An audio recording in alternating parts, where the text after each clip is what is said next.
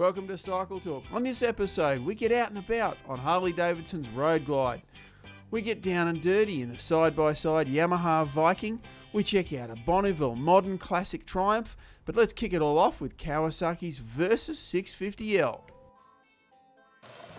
Adventure riding is pretty big in Australia and indeed the world. But if you're a learner rider looking for an adventure bike, there's not a real lot to choose from. Now, Kawasaki has had its Versys 650 on the market for a number of years now. It's a pretty popular bike. They also make a learner approved model as well.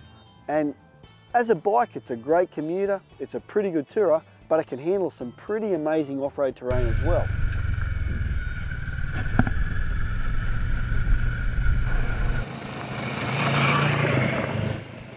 The power from the fuel-injected 650cc parallel twin is what you'd expect from a learner-restricted motorcycle. It's got plenty of grunt to see off most traffic from the set of lights. It can handle most things you'll throw at it. And realistically, once you're off your restricted licenses, you could even keep this bike. It all depends on what you want to do with it, I guess. If you want to do long-distance touring two-up, you might want to go for something a bit bigger. Now, a lot of older viewers might think that a parallel twin would be a little bit harsh in the vibration department, but it's definitely not the case with this motorcycle. In fact, it feels a little bit more like a V-twin, especially when you're lugging it out of a corner in too high a gear. ABS comes standard on this motorcycle as well, and it's got twin discs on the front. The brakes are good for this type of bike, not too powerful, which is great for dirt road riding, and the ABS works really well as well.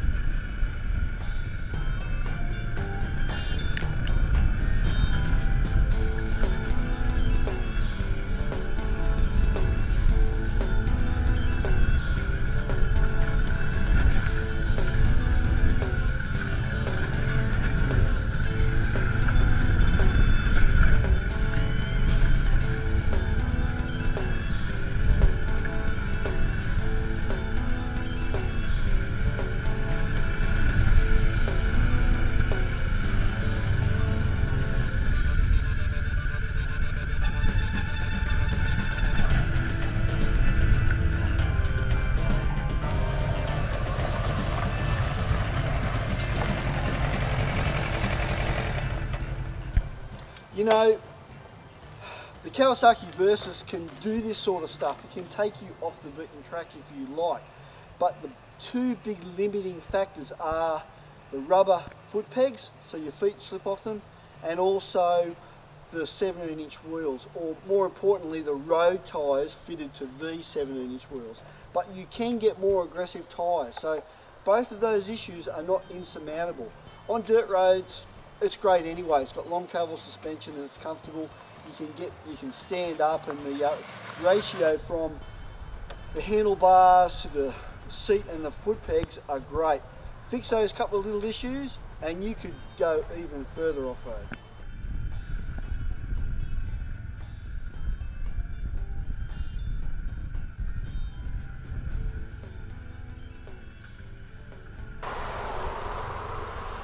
For our crap roads here in Australia, especially New South Wales, this bike soaks the bumps up with ease. It gives you a very compliant ride. Now, the suspension has plenty of adjustment too. The rear shock adjustable for preload, which you can do via the knob, easy. Remote adjuster, handy as. It's also got rebound damping control. Likewise with the forks, you can adjust them at the top, no compression damping, but it's got preload on one side and rebound damping on the other. Some of the changes for 2015 include the styling. It's a 21 litre tank, it's shorter, so the riding position has changed here a bit. It's got the manually adjustable screen, stronger rear rack, which ties in well with the fact that there's all that accessory luggage available. So you've got these hand rails there for the pillion, which also double as pannier mounts. So all that back end stronger and able to carry all that luggage. Some of the other accessories include the tank pad that you can get, also a 12-volt power socket, plus hand guards, heated hand grips. Pretty much you're covered. New for 2015 is this funky looking little crash slider. It comes standard and very handy in the event of a crash. I like the riding position too. Now, I'm 6 foot, the seat height is 840 millimeters, so I can sit there and have my feet both feet flat on the ground with a slight bend in the knee. So I think most riders are well catered for here, and the ratio from seat to handlebar to foot peg really suited me well. And when you get onto the dirt, if you want to stand up, the bars are just at that right height. So getting up to the standing position from seated, dead easy. Now the Kawasaki Versys 650L, remember you can get the full power version as well, but the L, the learner approved motorcycle, they both look the same, and I really like the styling. I think it's a bit edgy in a weird sort of way, but I found it to be a really nice motorcycle to ride, and at $9,999 plus on-road costs, I reckon it's a bit of a bargain. This year, the Kawasaki Versys 650L is available in metallic spark black from your Kawasaki dealer now.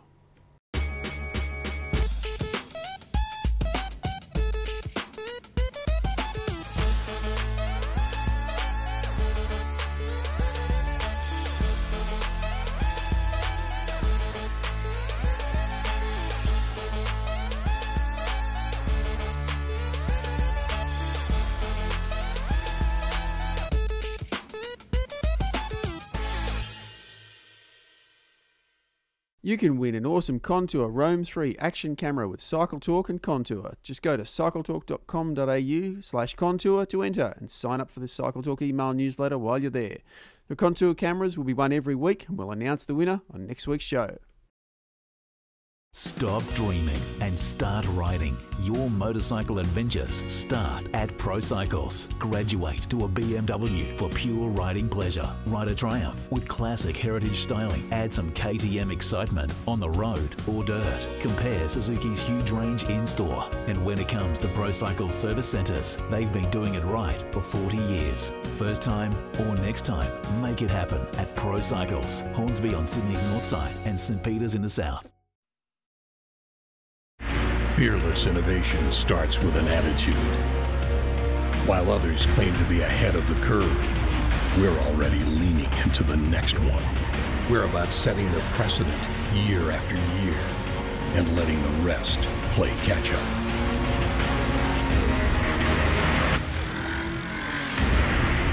They ride to keep up with today. We ride to own tomorrow. Everyone puts their pants on one leg at a time. What separates some of us, though, is what we throw a leg over after our pants are on. The new Harley-Davidson Breakout motorcycle. Breakout.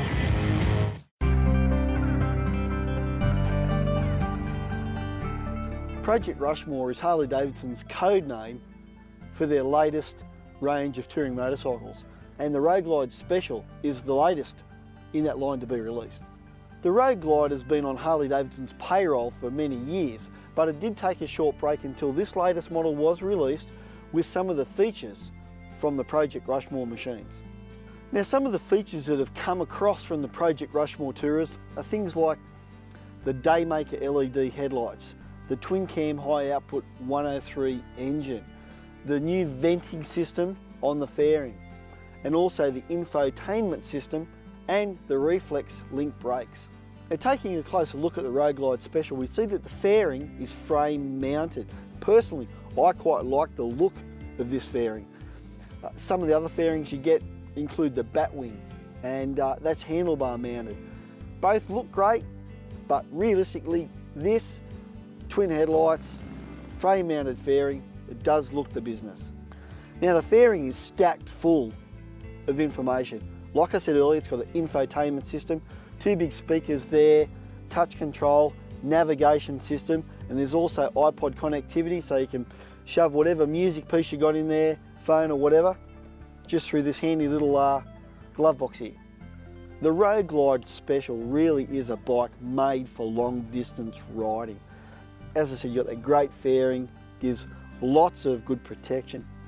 The engine, which is more about torque than outright power, just lopes along beautifully. Also the luggage capacity, easy to use panniers, which are fixed to the bike, and also, as I said, those little glove box areas. And the rider seat's fantastic. The pillion seat is not so great for long distance riding. It's narrow and slopes down at the back, but you can get an accessory seat which better suits that blasting down the open road. So what's it like to ride? Well, at 385 kilos full of fuel ready to roll, it is a pretty heavy sucker. Generally speaking, big bikes like this, the weight tends to fade away a bit once you're underway. But in tight confines like your garage, parking area, that sort of thing, the weight does make itself felt. But to offset that to a degree is the low seat height, which is under 700 millimeters. Talking about the power again, it's more about the torque than outright power. 6 gear is very much an overdrive, and really you only need it if you're doing 110 plus on the open road. But this is the sort of bike, leave it in 5th, 4th maybe, and it can just about cope with pretty much anything. The engine is that flexible, and with a fuel capacity of nearly 23 litres, you can just keep going and going. The link brakes are amazing for a bike this size. Every one of the Project Rushmore machines does have these reflex linked brakes. 4-piston Brembos front and rear, ABS is standard. Now I can tell you this big girl does pull up quick. It handles very well for a big bike too. Now the rear suspension, it's got air adjustable suspension. It's a little bit firmer than the other Project Rushmore Tourers like the Ultra and so on, and ground clearance for a big bike like this is extremely good. Now normally with a big cruiser, floorboards or footboards, you'd be scraping them everywhere. Not so with these bikes. Now, I think it's a big credit to the designers at Harley-Davidson that they've got bikes this big handling this well. I really like the fairing setup.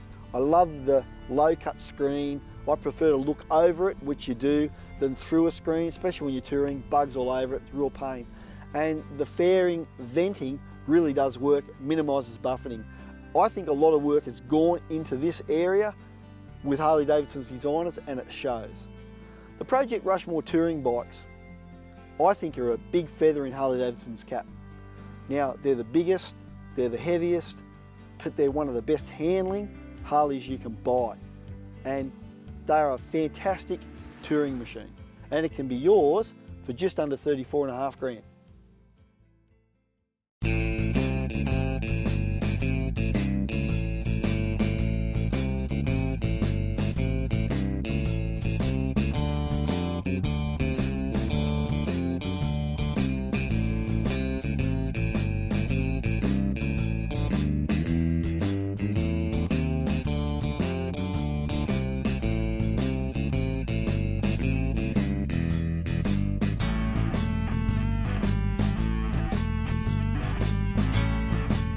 Well, today we're going to take a look at what Yamaha call a recreational off-road vehicle, ROV.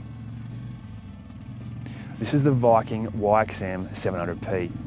It's powered by an uprated version of their 686cc single-cylinder engine that you'd find in the Grizzly ATVs.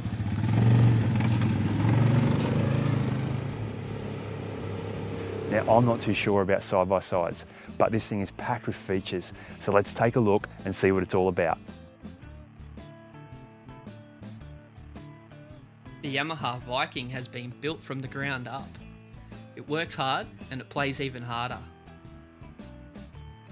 There's full-size comfort for a driver and 2 adult passengers, so you can take on any farm job or hunt.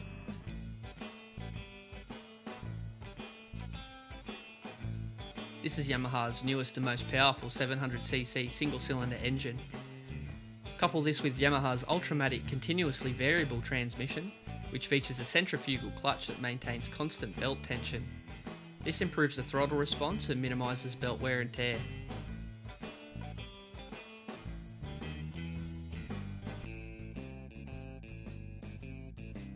Both high and low range operation are a highlight when matched to the right conditions and workload. The engine braking is built in and it also works pretty good. On-command 4-wheel drive operates with the simple turn of a dial between 2-wheel drive, limited slip 4-wheel drive and diff lock 4-wheel drive. When all 4 wheels are engaged, you can take the Viking just about anywhere.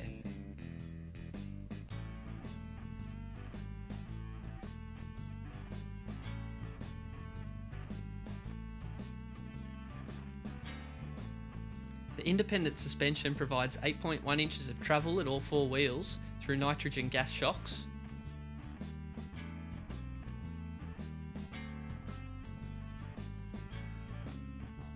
The flatbed design makes it easy to load and unload over 250 kilos of cargo. and it's designed wide enough to accept a standard pallet. It's a simple tailgate and hitch operation, and it's not harder when you're carrying heavier.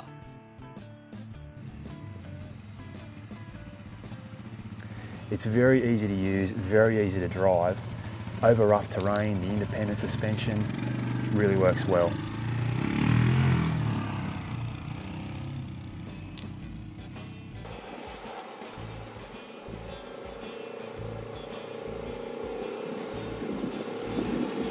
The engine, very tractable power. You saw the sort of terrain we put it through rivers, up and down steep terrain. Very good performer.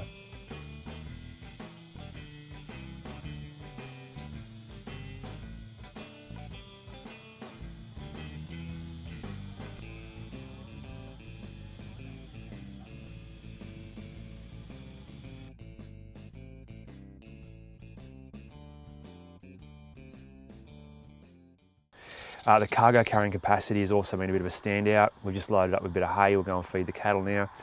It makes jobs like that a real breeze. We've had the Viking out here on the farm for the last couple of weeks, and it has really exceeded my expectations. I'm more of an ATV person, but the Viking may be just turning the tide.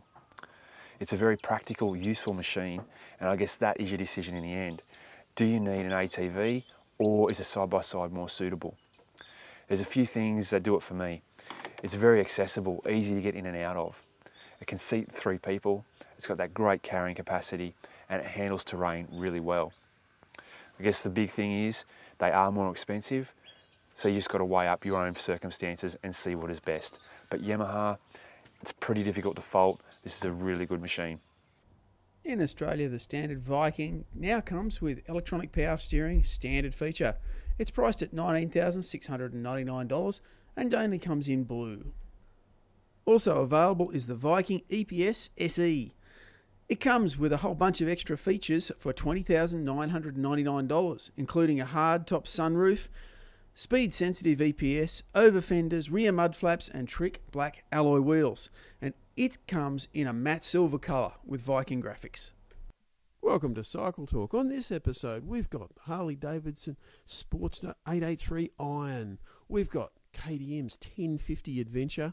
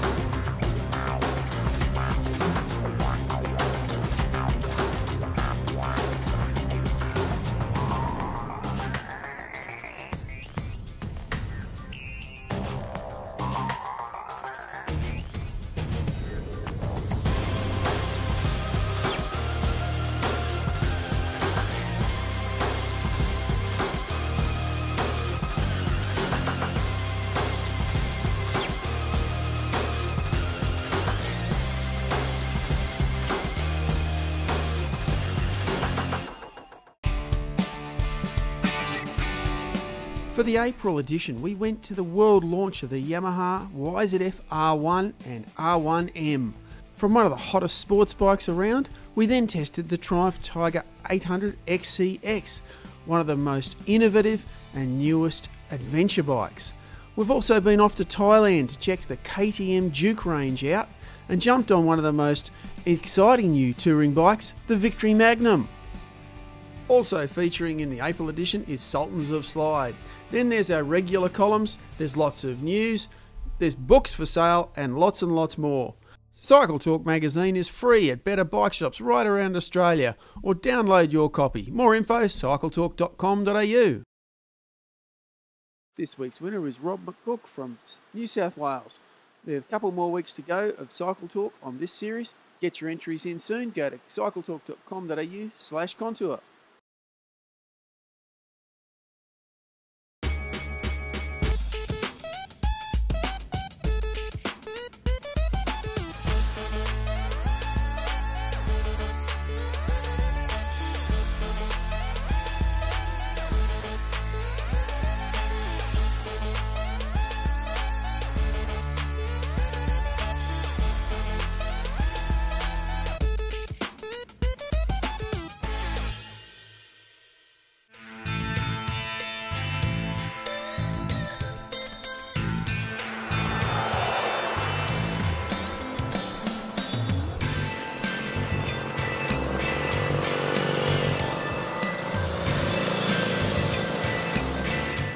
I first learned how to ride bikes in the very late 60s, thanks to my childhood friend Mick Clute.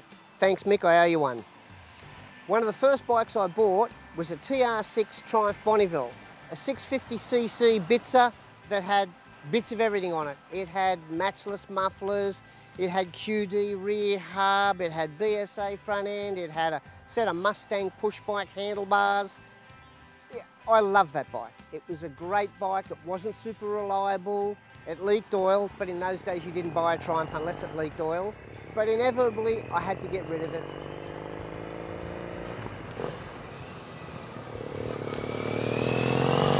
The Japanese owned the world in those days. Quacker 9s, Honda 4s, some beautiful machinery coming out. So I parted company with that Trumpy, which incidentally I bought from Wollongong Motorcycle Spares from a guy called Tony Zammit. But I'll come back to that later. So the bike I wanted to buy was a Triumph, because in that time after 1990-91, Triumph rose from the ashes, and I was working at a newspaper at the time, and I got the chance to go out and test the new range of Triumphs. And what an experience. They produced these gorgeous machines with names that really tugged at the heartstrings for me as a former Triumph owner. Names like Daytona, Thunderbird. Of course, at the time, Triumph was pretty coy, because the question on everyone's lips was, are you going to bring back the Bonneville? Well, they did, of course. The time came for me to get a new bike, and I decided I wanted a Bonneville. So I sourced the bike from Northside Motorcycles at Artarmon. I went to Deus Ex Machina at Camperdown, armed with a photo of my old TR6 that I used to own in the 70s. And I was talking to the young sales guy, Sean, and I told him what I wanted to do. I wanted something that captured the feel and the mood of my old TR6. Anyway, as I got talking to Sean, I realised his name was Sean Zammit.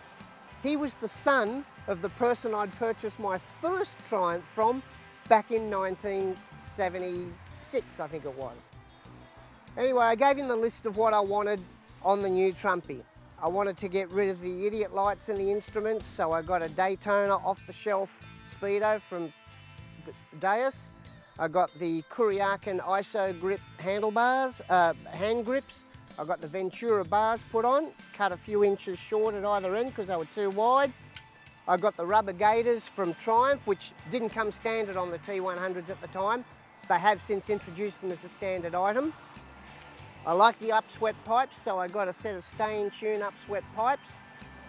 I got the standard, I got the aftermarket chain guard, the chrome chain guard, the chrome passenger rail. I got the bullet blinkers from Deus. I had the rear guard cut short and put a Lucas style tail light on it. So I made it look like my bike. I mean, here it is. It's a 2007 model, the last of the carburetor models. So in its way, it's already a modern classic, but it's my modern classic. It captures the feel of what I wanted.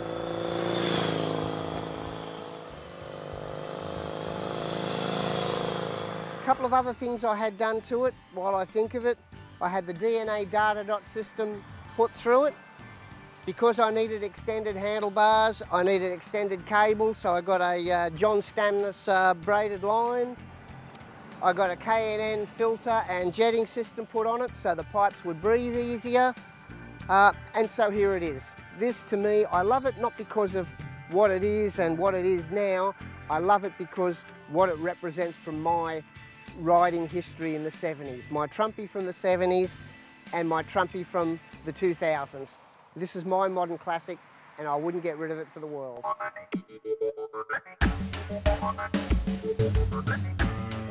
Yamaha's MT-07, one of the most popular learner legal bikes on the market. Parallel twin, short, stumpy, lots of aggression. Let's have a look at some of the Yamaha factory accessories you can buy for it. For those long rides, you need the comfort seat. Check it out, the pillion seat. There's even got the embossed MT-07 logo. $343 for both, that's cheap. If you don't want to take a pillion, grab a single seat cowl in a colour to match your bike, $299. Want to unleash that sweet noise or even a bit more power out of your MT-07? The Akrapovic or Kropovic, whichever takes your poison, full titanium system, $1,262. Want to jazz up the front of the bike, maybe even get a little bit of the breeze over you? Well, you can fit one of these accessory fly screens. Now, comes in black or smoke and comes with a full fitting kit, $199. You can make the bike even sportier again by fitting one of these sub cowls or lower cowls that mount down here. Full mounting kit, $429 for the kit, and they come in either the flat grey, flat silver, or this wonderful lustrous blue. If you want to tidy up the tail area of the MT-07, grab this accessory license plate holder. Now it's got an LED number plate light, it mounts directly up to the original bolts, it can take either the standard blinkers or the accessory LED blinkers. Dead easy to fit, looks smick, $195. Another neat little touch is replacing the standard plastic radiator guards with these billet ones. It's got the SMIC MT logo there, $144, and you can even get a matching radiator cap. Now, it's not all about bling or style, there's some functionality in these accessories too. The factory frame slider kit, now $319, this is how it comes packaged. It's got all the mounting instructions and the mounting hardware in there, very handy in the event of a small spill. Yamaha accessories are available from your Yamaha dealer. You can talk to them about fitting them up as well.